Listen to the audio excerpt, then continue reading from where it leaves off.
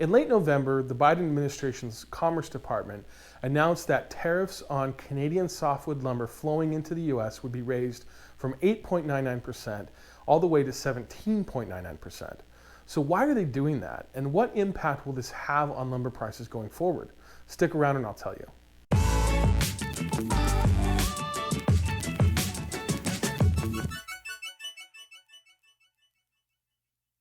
Now, before I get into the details here, I should say that I've made a few videos on lumber tariffs, and if you want to get into the nitty-gritty history of how we got here, you can click on this link. For this video, though, there are only a few things that we need to understand. First, a tariff is a tax levied on a product being imported from one country to another. In the US, tariffs are paid by importers and are collected by Customs and Border Protection on behalf of the Commerce Department. Regardless of who pays for the actual tariff, though, in the end, it's the consumers who buy the products who really pay in the form of higher prices. In the past, tariffs on Canadian lumber have been used to protect the US lumber industry from what it sees as unfair subsidies granted to Canadian lumber companies by the Canadian government. So how does the Biden administration explain it this time?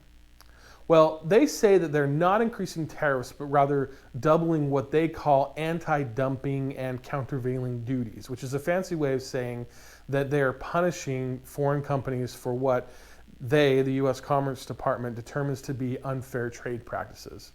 It's really a distinction without a difference, and in practice, it's exactly the same thing as been done in previous years. So what impact will this have on lumber prices? The short answer is that it's not good. In fact, lumber futures have already gone up over 30% since the announcement was made a few weeks ago. In the end, lumber tariffs are a total racket. They only benefit lumber producing companies that have seen record profits in the past year, and they increase the price of homes and all sorts of goods for US consumers. Not only that, but some of the biggest lumber companies in the US are owned by Canadian firms that will likely benefit from the tariffs.